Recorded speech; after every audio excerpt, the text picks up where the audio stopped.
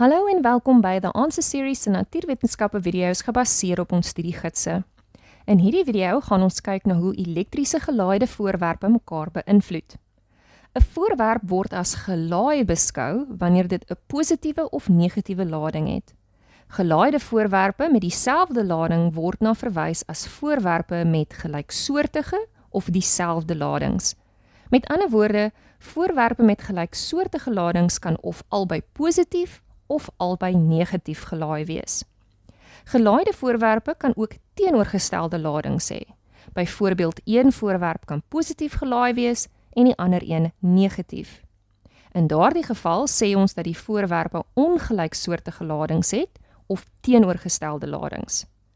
Die ladings van verskillende voorwerpe sal interaksies tussen die voorwerpe veroorsaak. Hulle sal mekaar of aantrek of afstoot. Voorwerpe met gelyksoortige ladings sal mekaar afstoot. Wanneer twee voorwerpe, kom ons sê, albei het 'n negatiewe lading, wanneer hulle naby aan mekaar gebring word, sal hulle mekaar wegstoot. Met ander woorde, hulle stoot mekaar af. Net so, wanneer twee positief gelaaide voorwerpe naby mekaar gebring word, sal hulle mekaar ook wegstoot en ons sê hulle stoot mekaar af. Voorwerpe met ongelyksoortige ladings trek mekaar weer aan.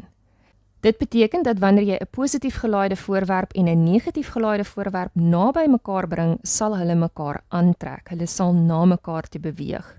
'n Maklike manier om dit te onthou is die bekende sê-ding wat mense gebruik wanneer hulle oor romantiese verhoudings praat, naamlik teenoorgesteldes trek mekaar aan. In Engels sê ons opposites attract. So onthou dat teenoorgestelde ladings, opposites, trek mekaar aan. They attract. En gelyksoortige ladings, wanneer hulle dieselfde lading het, stoot die voorwerpe mekaar af. So kom ons kyk nou hoe dit ons ervaring van statiese elektrisiteit in die alledaagse lewe veroorsaak. Wanneer jy 'n plastiekballon teen 'n woltrui vryf, sal die wolvesels van die trui regop staan.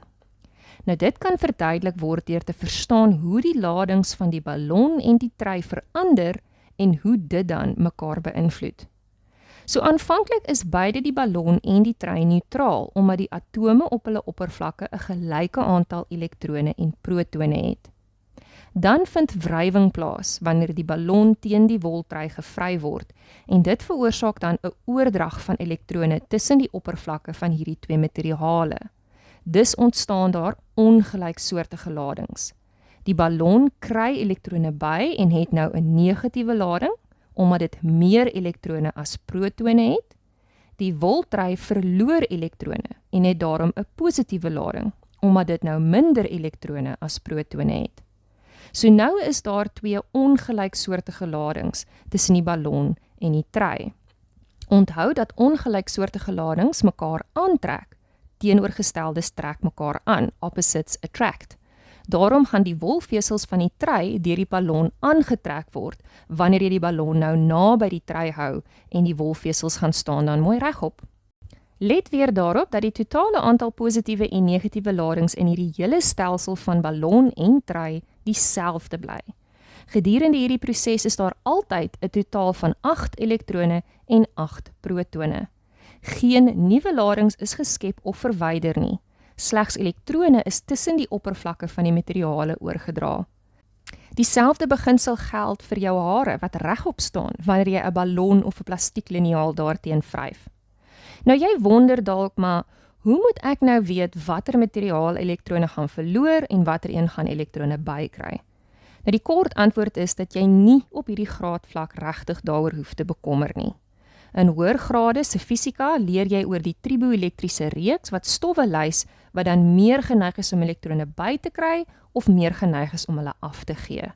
Maar op hierdie graadvlak hoef jy slegs na die prentjies te kyk of die gegewe inligting te lees in die vraag sodat jy die rigting van elektronoordrag kan verstaan.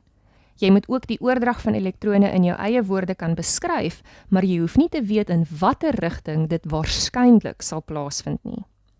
Sleutelterme vir hierdie video sluit in gelyksoortige of dieselfde ladings, ongelyksoortige of teenoorgestelde ladings en die konsepte van aantrek en afstoot.